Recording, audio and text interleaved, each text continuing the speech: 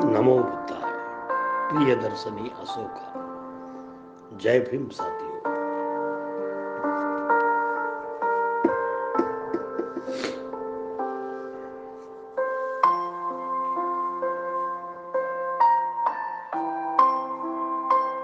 From father home to father house, doctor Sachchidanand Punekar.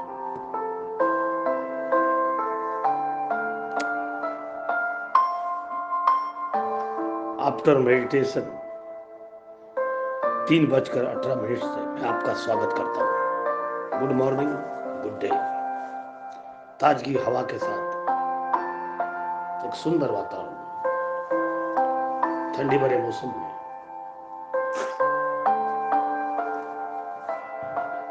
ध्यानस्थ परिस्थिति पर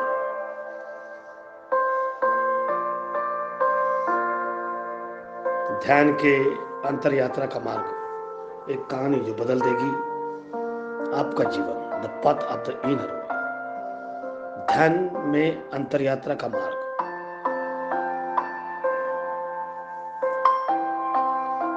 हमारे गेस्ट इनको बुलाकर ज्ञान का मार्ग।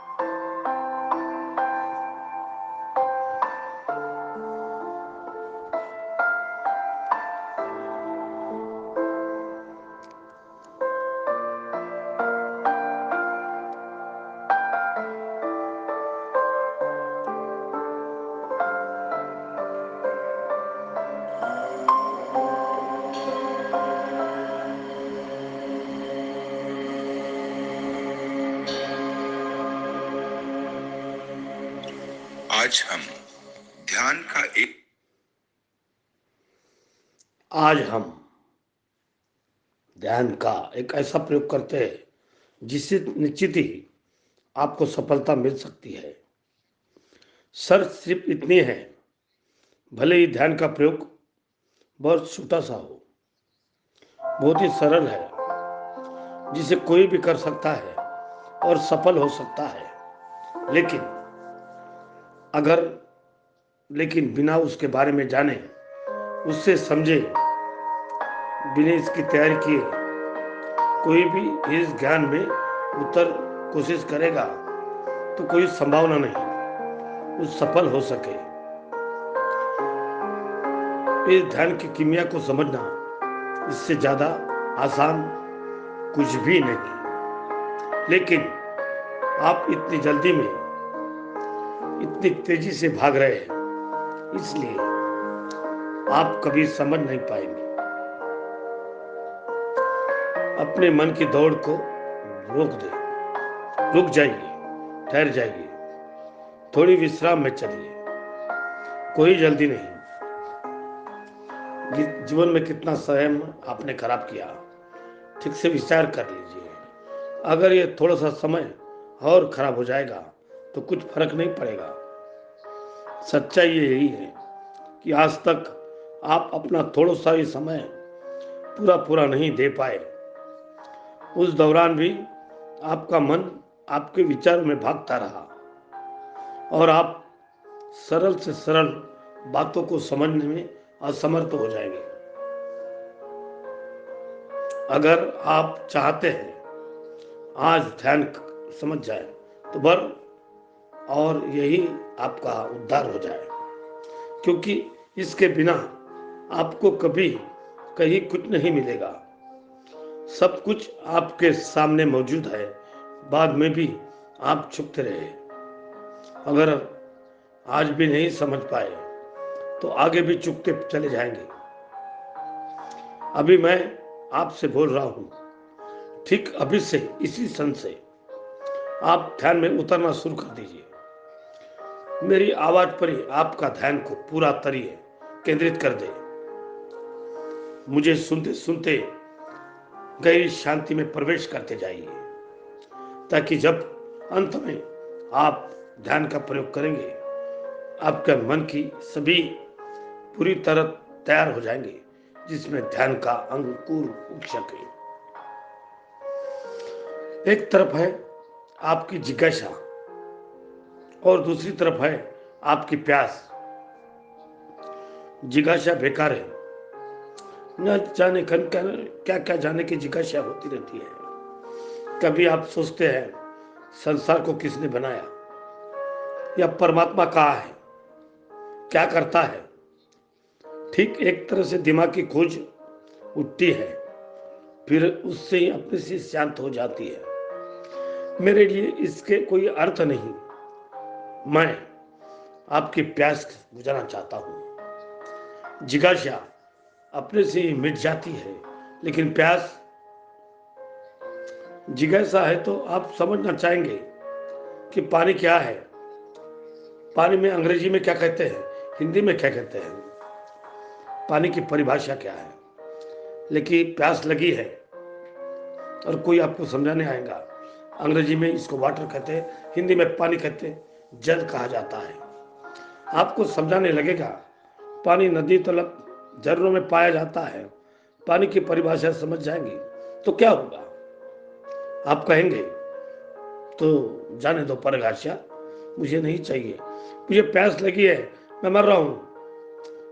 प्यास के लिए परिभाषा नहीं, उसके लिए पानी चाहिए, वो अपने से नहीं मिट सकती। जितना जितना समय ज्यादा होते जाएगा, प्यास और तीव्र होती जाएंगी और ज्यादा तड़पाएंगी। बस इतनी सी बात को समझना है। आप में जिज्ञासा तो उठती है, लेकिन वह पास पैदा नहीं होती। इसलिए जब बार बार ध्यान का प्रयोग करने पर आप हर बार असफलता अनुभव करते हैं, तो सहज ही एक विचार मन में उठने लगता है कि जो लोग ध्यान की बात करते हैं, जो लोग ध्यान के परमानेंट की बात करते हैं, क्या ये सच भी है क्या नहीं। क्योंकि आपको आज तक कुछ भी होता नहीं समझ गया, आपके साथ कोई घटना नहीं घटी। फिर इसके साथ साथ कुछ बहुत ही आवश्यक प्रश्नों का आपके मन में उठना स्वाभाविक है। क्या परमात्मा को पाना भी सही बात है कि मोक्ष प्राप्त करना? अगर ऐसा है तो इससे आप वास्तव में चाहते क्या है? ध्यान क्यों करना है? क्या ध्यान करने से परमात्मा को पाया जा सकता है या फिर मोक्ष मिल सकता है? जब तक इन प्रश्नों के सही उत्तर नहीं मिलते हैं, तब तक तो भी वो ध्यान सब कुछ व्यर्थ होगा। जब तक आपको अपना लक्ष्य ही नहीं पता, जब तक केवल एक अंधी दौड़ है, एक ऐसी दौड़ है जिसकी कोई मंजिल नहीं। हर बार बहुत से मित्रों को यही शिकायत होती है कि ध्यान क्या है, घट नहीं पा रहा है। उसका कुल कारण इतना ही है कि आप भाग रहे हैं, दिशाहीन भाग रहे हैं। आप अपने मन में न जाने कितनी कल्पनाएं इकट्ठी बैठी है। आपको लगता है कि ध्यान कर लिया तो पता नहीं कौन सा चमत्कार आपके जीवन में हो जाएगा, जबकि ये एक तरह का सत्य है कि ध्यान से आपके जीवन में चमत्कार घटता है। लेकिन ये चमत्कार ऐसा नहीं है जैसा कि आप सोच के बैठे हैं। आपकी सोच केवल एक कोरी कल्पना है। चमत्कार के कोई अर्थ है कि आपके जीवन से दुख चला जाता है, आपके जीवन से अर्थ बदल जाते हैं। आप पहली बार जीवन के अर्थ आपको समझते हैं, आपका जीवन का रूपांतर हो जाता है। ऐसा बिल्कुल नहीं कि आपको कोई विशेष शक्तियां मिल जाती हैं, क्योंकि आपकी सोच सही दिशा में नहीं है, इसलिए ध्यान का अनुभव नहीं हो पाता। आप सोचते हैं कि ध्यान आपके करने से होगा, इसके लिए आपको कुछ नहीं करना पड़ेगा। जहां करने की बात आती है वही ध्यान से आप जुड़ जाते हैं।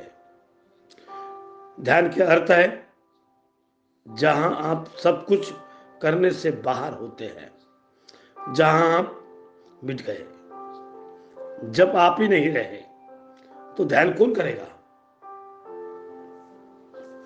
कुछ मित्र सोचते हैं अगर खाने को रोटी है तो कौन सा ध्यान, कौन सा आनंद घट सकता है। अगर इतना भी नहीं कमा पाते तो ठीक से जीवन को चला सके तो ध्यान का क्या करेंगे? अपनी जगह पर वो बिल्कुल ठीक पढ़ाई पढ़ते हैं, पर वास्तव में बहुत बड़ी गलती पर है।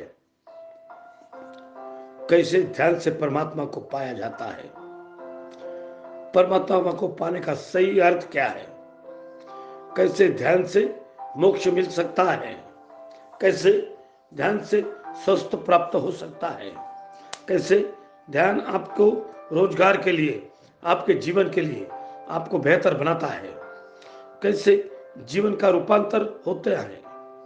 फिर सबसे जरूरी बात यह है, जो ध्यान की सबसे बड़ी रुकावट है वो क्या है, जिसे समझाने की हर बार मैं कोशिश कर रहा हूं, लेकिन उसे समझना काफी कठिन हो जाता है। आज इसे सरल तरीके से एक ऐसी कहानी के माध्यम से हम समझेंगे, जिससे एक एक बात, छोटी से छोटा पहलू भी आपको मन में साफ होते जाएगा। कोई प्रश्न आपके मन में बच नहीं पाएगा। पहले समझे और फिर अंत में आज हम एक छोटा सा सरल सा ध्यान करेंगे, जो निश्चित ही आपको निर्विचार ले जाएगा, सक्षम हो जाएगा।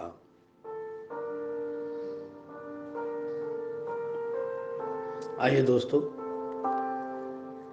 ध्यान की। एक दिन महात्मा बुद्ध के पास उनका एक शिष्य आया और बोला, भगवान, मुझे आपके साथ रहते हुए पूरे 3 वर्ष हो गए और मैं आपके बताए मार्ग से हर रोज ध्यान करता हूँ, लेकिन आज तक कि मुझे ध्यान से कुछ भी प्राप्त नहीं हुआ।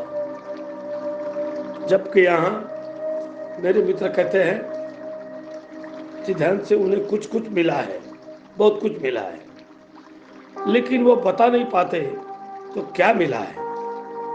अगर उन्हें कुछ मिला है तो मुझे क्यों नहीं? क्षमा चाहता हूं भगवंत, ये सत्य है। अब मुझे लगने लगा है कि ध्यान से कुछ नहीं होगा। ये कोरी कल्पना है। जो मेरे मित्र कहते हैं उन्हें कुछ मिला है, वो शायद झूठ बोल रहे हैं। फिर आप ही तो कहते हैं अपने बुद्धि से खोजो। मैंने तो बहुत खोजा, मुझे कुछ नहीं मिला। क्योंकि हमारा मार्गदर्शन करे। अगर मैं कोई गलती कर रहा हूं, अगर मैं किसी भूल में हूं, तो मुझे बताइए भगवंत।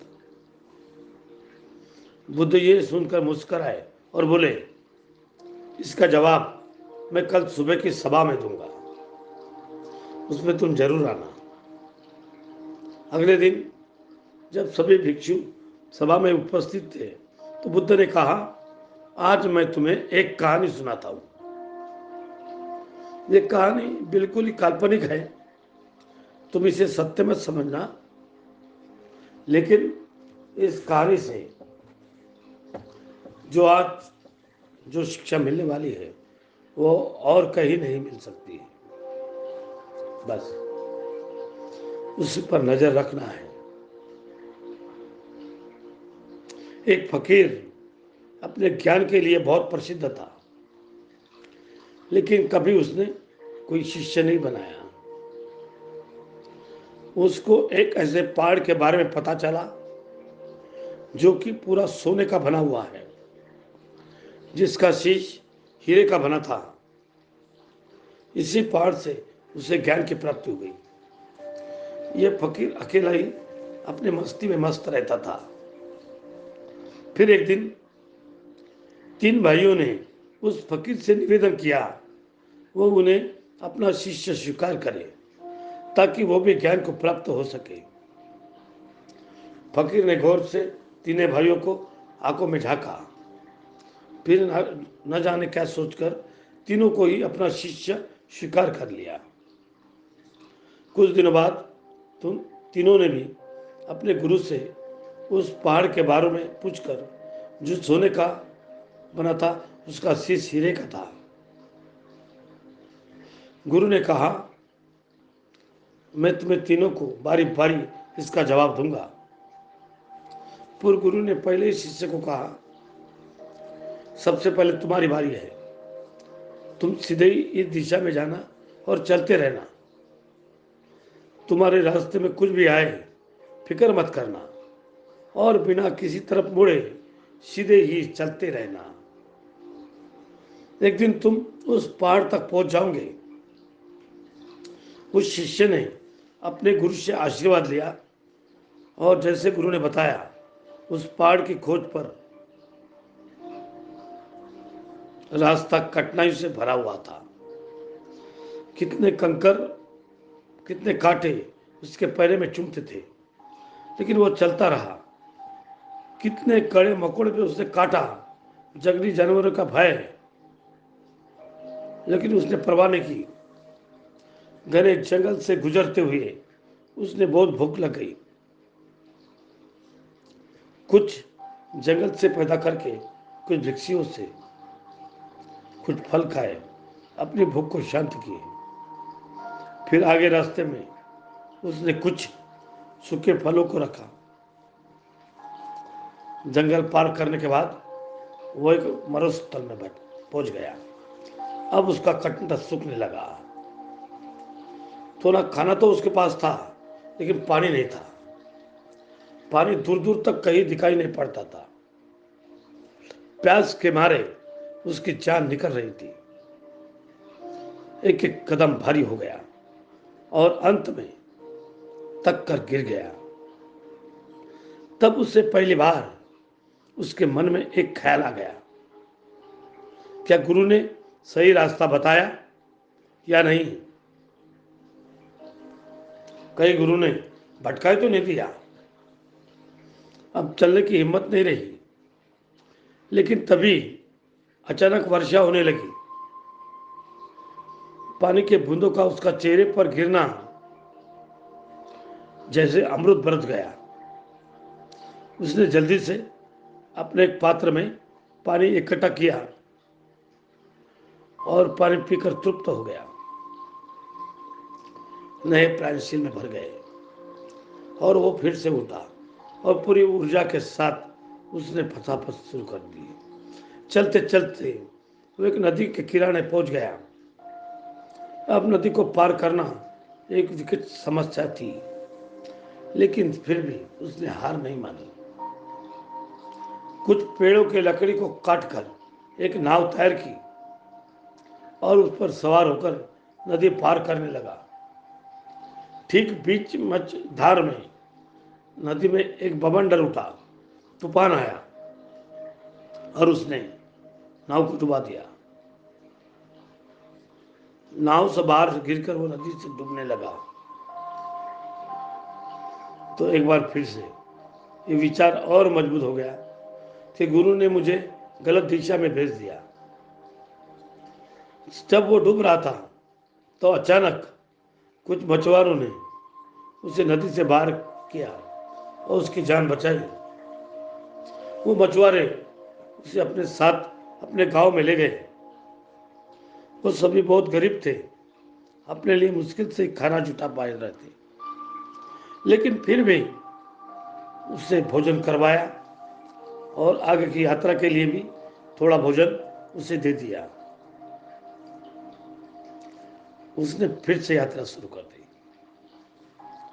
कुछ दिनों की यात्रा के बाद एक गहरी खाई के नजदीक घुस गया, जहां केवल मौत का सन्नाटा था, जहां मौत दिखाई पड़ती थी, आगे जाने का कोई रास्ता ही नहीं दिखता था। भयानक अंधेरा, गहरी खाई, जरा सा पैर फिसल गया, उसी मौत के मुंह में हो गया। बचने का कोई रास्ता ही नहीं, कोई तरीका नहीं। जब भी कोई ज्ञान में प्रवेश करने लगता है, ठीक ऐसा ही अनुभव एक बार होता है। बहुत से मित्र कहते हैं, अचानक फिर एकदम वो ध्यान से बाहर आते हैं। ये बिल्कुल मौत जैसा ही अनुभव है। जब से आपको लगता है आप गए, आप मिटे, ये वही खाई है। अक्सर लोग यही से घबराकर वापस लौटाते हैं। ठीक ऐसे ही जब शिष्य ने देखा न कोई रास्ता है, न रोशनी है, केवल मौत के सामने खड़ी है, तो उससे पूर्ण विश्वास हो गया, सब झूठी बात है। न कि यहाँ कोई सोने के पहाड़ है, कोई हीरे का शीश है। शायद गलत गुरु पकड़ लिया, या फिर कि गुरु ने गलत रास्ता दिखा दिया। वो वहीं से वापस होकर गुरु के पास लौटा, जहाँ से गुरु को कहा, आपने मुझे गलत रास्ता दिखाया गुरु। वहाँ कोई सोने का पहाड़ नहीं, इस रास्ते पर सिर्फ जंगल है, मरुस्थल है, जहाँ पीने को पानी नहीं है, भयंकर नदी है और गहरी खाई है, और कुछ भी नहीं। ये तो मौत का रास्ता है। गुरु ने उसको पूछा, इस सब से क्या तुमने कुछ सीखा? उसने कहा, इसने सीखने जैसा क्या है? मैं तो सोने की पहाड़ में तरस गया था, जिसके लिए मैंने इतनी मुश्किलें उठाई, इतनी बार मरते मरते मैं बचा, लेकिन इसके बाद भी मुझे वहां कुछ भी नहीं मिला। गुरु ने कहा, तुम रुको, अब दूसरे भाई को मैं भेजता हूँ। तो शिष्य बोला, कोई फायदा नहीं, उससे भी वहां कोई नहीं मिलेगा। गुरु ने अपने शिष्य को आशीर्वाद दिया और कहा, अब तुम जाओ और तलाश करो। शिष्य चल पड़ा, लेकिन कुछ दिन बाद वो भी वापस लौटा। गुरु ने उसको पूछा, क्या तुम्हें उस सोने की पहाड़ दिखाई पड़ा? शिष्य ने कहा, नहीं, मुझे कोई पहाड़ नहीं मिला, बस एक अंधेरी खाई थी। तब मुझे लगा, शायद मुझे कुछ गलती हो गई है, शायद मैं आपके बताए रास्ते से भटक गया हूं, इसलिए मैं आपसे रास्ता पूछ रहा हूं, वापस आया हूं। तब गुरु ने पूछा, तुमने इस सब से कुछ सीखा? शिष्य ने कहा, हाँ गुरुदेव, जब मैंने अपनी यात्रा जंगल से शुरू की और उसे पार कर रहा था, तो मैंने देखा कैसे सारे जीव जंतु एक दूसरे पर निर्भर है, एक दूसरे का खाना भी है। उसके बाद मैं मरुस्थल में पहुंचा। मैंने पहली बार मृत्यु का साक्षात्कार खोजा, और पहली बार मैंने ये जाना, एक एक श्वास की कीमत क्या है, पानी की एक बूंद की कीमत क्या है। फिर जब आकाश से पानी बरसने देखा, तो मेरे को ऐसा लगा जैसे साक्षात्कार अमृत मिल गया। वो पानी बेहद मीठा था, जैसा कि मैंने अपने जीवन में पहले कभी ऐसा अनुभव नहीं किया था। तब मुझे पता चला, पानी के अतिरिक्त और कुछ भी अमृत नहीं है, पानी अमृत है। फिर मैं एक बहुत ही सुंदर नदी के किनारे पहुंचा, जिसका पानी बहुत अच्छा था। वहां बांस के पेड़ को काटकर मैंने एक नाव बनाई, लेकिन नदी के बीच में ही एक जोर का तूफान आया और मैं डूबने लगा। फिर कुछ मछुआरों ने मेरी जान बचाई। तब मुझे एक नया एहसास होता, हम अपनी मुसीबत के समय जो चाहते हैं, सभी हमारी सभी मदद करेंगे, लेकिन हम किसी के दूसरे के मुताबिक मदद नहीं करना चाहते। फिर मछुआरों ने अपने घर पर लेकर आकर मुझे भोजन करवाया, जबकि वो बहुत गरीब थे, उनके बच्चे भी भूखे थे। वहाँ मैंने देखा इनके बच्चों में बीमारी फैल रही थी, जिसका वो इलाज नहीं कर पा रहे थे। कोई माँ अपने बच्चों के वियोग में रो रही थी। माँ एक बीमार बच्चे को देखा। मुझे जड़ी बूटी का काफी ज्ञान है, उससे मैंने उस बच्चे का इलाज किया और वो ठीक हो गया। तो मुझे महसूस हुआ कि दूसरों की मदद करके कितना सुखद पहुंचता है,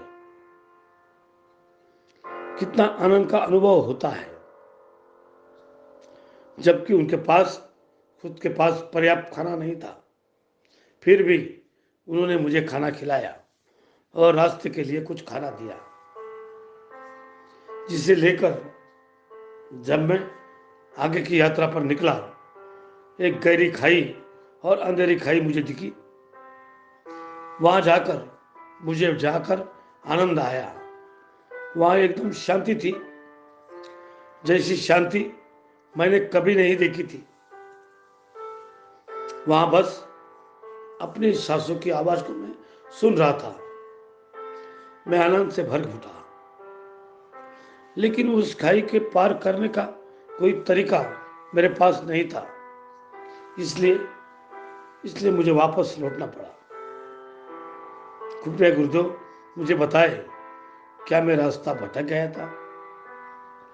क्या मैं गलत रास्ते पर था?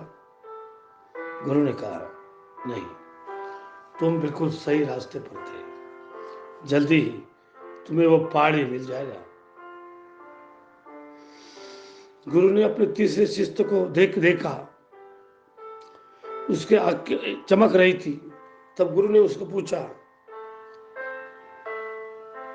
तुम भी पहाड़ की खोज में जाना चाहते हो?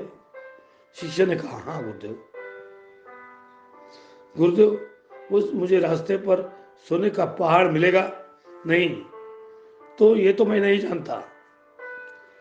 ना कोई ऐसी ज्यादा जिज्ञासा मेरे मन में जागी है। लेकिन मेरे दो भाइयों ने जो रास्ते के बारे में बताया, वो मेरे लिए बहुत ही रोमांचक है। मैं उसे जरूर जानना चाहूंगा और उन्हीं रास्तों पर चलना चाहूंगा। अपना समय का अनुभव करना चाहता हूँ।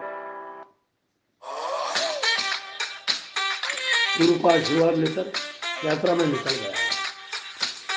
जब कुछ दिनों बाद शिष्य वापस आया, तो गुरु उसे दिखते ही समझ गए, इससे वो पहाड़ मिल गया।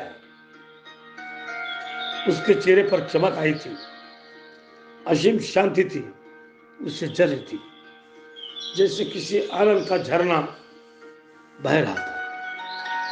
शिष्य ने गुरु को प्रणाम करते हुए कहा, हे गुरुदेव, मैं आपका बहुत आभारी हूं कि आपने मुझे मार्ग दिया। मुझे वो सोने का पहाड़ मिल गया, जिससे का शीश हीरे का बना हुआ है। ये सुनकर दोनों भाइयों ने चौंका कर पूछा, क्या तुम्हें अंधेरी खाई मिली? तीसरे शिष्य ने कहा, हाँ, वो मुझे मिली। मैंने भी वो सब अनुभव किया जो तुमने किया। मुझे वहां भी अपार शांति मिली, ऐसी शांति जो आज तक कभी नहीं मिली। मैंने भी वहां पर अपनी सांसों की आवाज को सुनी और सुनते ही चला गया। तब मुझे लगा मैं बिल्कुल सही रास्ते पर हूं। यह अपूर्व शांति सबूत है, सही है। जरूर पहाड़ यही कहीं होगा। उसे ढूंढने के लिए मैं खाई में उतर गया। जीवन की भी परवाह नहीं की, जाता हूं तो जाना आएगा। अब पीछे लौट कर नहीं जाऊंगा। जब भी मुझे डर भी बहुत लग रहा था। इससे पहले मैं 2 बार मृत्यु को इतने करीब से देख चुका हूं। मृत्यु का भय शांत हो गया। तब बस मैंने अपने कदम खाई में बढ़ा दिए। जब मैं खाई में गिरने लगा, तो अचानक मैंने पाया मैं गिर नहीं रहा था, बस तक खाई पर उड़ रहा था। और इसी तरह हवा में उड़ते उड़ते मैं खाई पार कर चुका। जब मैं आगे पहुंचा, वहां पर खूब अंधेरा था, लेकिन लेकिन मैं अंधेरों में भी चलता रहा। थोड़ा आगे चलकर बहुत ज्यादा तेज रोशनी मिली, इतनी तेज कि मुझे इसमें कुछ भी पाना संभव नहीं था। आखिर आके चुंद गए थे। मैं डर से कांपने लगा था, लेकिन फिर भी मैं आगे बढ़ता रहा। फिर अंत में मुझे वो सोने का पहाड़ दिखाई दिया, जिससे का शीश हीरे का बना हुआ है। वहां पहुंचते ही मेरा मन शांत और आनंदित हो उठा। एक अजीब सी खुशी मेरे भीतर में पहुंच गई थी। कहानी पूरी होने पर बुद्ध ने अपने भिक्षु से पूछा, इस कहानी से आपने क्या सीखा? तब बुद्ध के एक शिष्य ने कहा, सारी पुत्र ने कहा, उनके आगे हाथ जोड़कर कहा और कहा, हे तथागत, इन तीनों शिष्य के गुरु जो रास्ता आपने बताए वो उनके अपने अंतर मन में था। पहले शिष्य की लगन और निष्ठा बिल्कुल सही थी, लेकिन वो महत्वाकांक्षी था। पहाड़ को पाने के लिए वो मरा जा रहा था, इसलिए उसने रास्ते से कोई शिक्षा नहीं ली। वो जिसे सीधा ही कूद कर पहाड़ पर चढ़ जाना चाहता था। पहाड़ को पाने के लोभ में वो अंधा हो गया। इसके सिवा उसको कुछ और नहीं दिखाई दिया, जबकि हर जगह पर ज्ञान ही ज्ञान बिखरा हुआ है। फिर भी उसने वापस आकर गुरु से कहा, मेरे मुझसे कुछ नहीं मिला। दूसरे शिष्य ने सब देखा और समझा। उसने प्रकृति को जाना, वो कैसे काम करती है, जीवन को जीना सिखाई और मृत्यु का आनंद भी लिया। जीवन और मृत्यु के मूल्यों को समझा, अमृत को पहचाना। वो पानी को भी अमृत करके जान पाया। उसके लिए सब ठीक चल रहा था, लेकिन उस जोश से वापस लौट आया जहां से उसने मंजिल मिली थी। खाई को देखकर घबरा गया। उसे वहां की शांति तो पसंद आई, लेकिन वो ये नहीं समझ पाया यही उसका रास्ता है।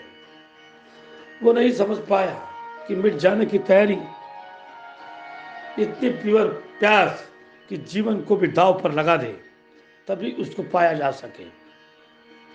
लेकिन फिर भी उसने यात्रा से सब कुछ सीखा। इसलिए गुरु ने कहा, जल्दी ही पहाड़ तुम्हें मिल जाएगा, क्योंकि संभावना है वही है। तीसरा शिष्य कमाल का है। उसने पहाड़ को पाने की कोई की जिज्ञासा, कोई लालसा ही नहीं। वो केवल मार्ग खुजाना चाहता था। कुछ पाने के लिए आकांक्षा कुछ नहीं थी। The path of the inner, जो उसके अनुभव उसने लिया था, वो रोमांटिक लेना चाहता था। फर्क इतना ही था, जिस खाई से दो भाई डर के वापस आए, वहां पर उसने अपने सांसों को डालकर, जिससे वो अपने मन की गहराई में उतर कर जहां उसे केवल एक सन्नाटा मिला। वो उस सबको महसूस करते हुए गहन अंधेरे में उतरता गया, अंधेरों से गुजरता गया। उसको रोशनी के दर्शन मिले, वो भी इतनी तेज जहां आंखें देखने की क्षमता को खो गए, जहां पर कोई रोशनी पर टच नहीं कर सके। फिर उसी से गुजरकर उसे जो सोने को पहाड़ मिला, वो कुछ और नहीं, उसी का अपना शरीर था। वो स्वयं था, जिसमें उसका नीचे का धड़ सोने का और सिर हीरे का। ये उसका अनुभव बना। खोज बाहर की नहीं थी, अपने के भीतर की थी। ये सब सुनकर इस भिक्षु की आंखें भर आई, जिसने कहा था उसको 3 साल से कुछ नहीं मिला। बुद्ध के चरण पर वो सहम हो गया और क्षमा मांगी। वो बोला, मैं कोशिश करूंगा। आपका दूसरा शिष्य बनने की, क्योंकि तीसरा बनने से पहले दूसरे की तैयारी जरूरी है। अब ना मेरे मन में कुछ दुविधा है, न कोई श्राप। आप ठीक यही सीखती है। आपकी लगन और निष्ठा कोई कमी नहीं, लेकिन महत्वाकांक्षा ही आपके रास्ते की अड़चन हो जाती है। ध्यान में प्रवेश करने के लिए उस असीम शांति का आनंद ही अनंत है।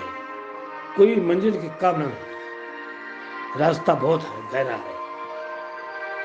कोई जल्दी नहीं, कहीं पहुंचने की कामना नहीं, कोई चाह नहीं, किसी परिणाम की आकांक्षा नहीं, बस सहज और शांत हो जाना, अपने जीवन में हर पहलू को आनंद लेना, यहाँ पर प्रकृति को झोंक देना, वो सब कुछ आपको सिखा रहा है। बस अपने सीखने की प्यास को जगाए रखें। जीवन जागा हुआ हो, सोवा यह जीवन मृत्यु के समान है। ध्यान के लिए कोई तरीका काम में नहीं आता, बस आपको शांत हो जाना है, आपका होश तुरंत होना है। जैसा से मैंने कहा, परमात्मा को पाना ही आपका लक्ष्य है, या मोक्ष को पाना ही अपना लक्ष्य है। लक्ष्य केवल बाहर की चीजों को प्राप्त करने के लिए हो सकता है। आपकी भागदौड़ धन के लिए हो सकती है, पद के लिए हो सकती है, लेकिन स्वयं को पाने के लिए एकदम रुक जाना ही। सारी भागदौड़ समाप्त करनी पड़ती है। कोई लक्ष्य नहीं, ना परमात्मा ना मोक्ष, नहीं तो परमात्मा और मोक्ष लोभ बन जाएगा। ध्यान के अर्थ है अपनी ऊर्जा को समक्ष ऊर्जा के साथ एक कर देना। जब से आप जन्म लेते हैं, आपके विचार एक पल को भी नहीं रुकते। जागते हुए भी, सोते हुए भी मन में विचार जागने लगते हैं। जरा सोचो, अगर आप कितने सोए ही नहीं, आपको सोने ही नहीं दे दिया, आप विकसित हो जाएंगे, आपका दिमाग काम करना बंद कर देगा। यही हालत आपके मन की है। विचारों का जाल इतना बड़ा उलझा है कि आप लगभग इसको विचित हो गए हैं, बस आपको दिखाई नहीं पड़ता। इसलिए दिखाई नहीं पड़ता कि आपके आसपास सभी इस अवस्था में हैं, एक ही जैसे। लेकिन आप आंख खोल के देखें, आपको दिखाई पड़ेगा कि प्रेम जो आपका स्वभाव है, करुणा में बदल रहा है। आपकी करुणा क्यों हिंसा में बदल रही है? क्यों धर्मों की आड़ में आप खून की नदियां बहा रहे हैं? परमात्मा जो सबकी रक्षा करता है, फिर क्यों आप बगी के पीछे घोड़ा उभरे हैं? क्यों आप परमात्मा की रक्षा कर रहे हैं? आप मेहरबानी करें, उससे आपकी रक्षा की कोई जरूरत नहीं है। आप अपनी ही रक्षा करें, इतना काफी। जब भी कभी किसी को ध्यान की गहरी अनुभव सोचे, तो समस्त चेतना ब्रह्मांड की अनंत चेतना के साथ एक हो जाती है। तब आपको अच्छे कर्म करने पड़ते नहीं, इसके लिए कोशिश भी नहीं करनी पड़ती है। मन से आप सब जो भी निकलता है वो अच्छा ही होता है। आपकी सभी शारीरिक बीमारियां आपके मन से ही जन्म लेती है। अगर मन स्वस्थ है तो स्वस्थ भी उत्तम होगा। अच्छे स्वास्थ्य के लिए सबसे ज्यादा जरूरी है आपका मन अच्छा होना। मन के लिए ध्यान से अतिरिक्त कोई उपाय नहीं। जो मित्र कहते हैं अपने योग्य धन नहीं कमा पाए, ध्यान का क्या कह रहे हैं? उनको पता नहीं कि क्यों नहीं कमा पाते, क्योंकि मन विकृत है। वो कभी सीधा और सही सोचता ही नहीं। जब मन विकारग्रस्त है, जो जो भी करेगा वो गलत दिशा में होगा। कमाने की जगह नुकसान हो। अपने जीवन को चलाने के लिए जितने धन की आवश्यकता होती है उसे कमा लेना कोई कठिन नहीं, लेकिन कभी आपका लोभ बीच में आता है, कभी आपका अहंकार बीच में आता है।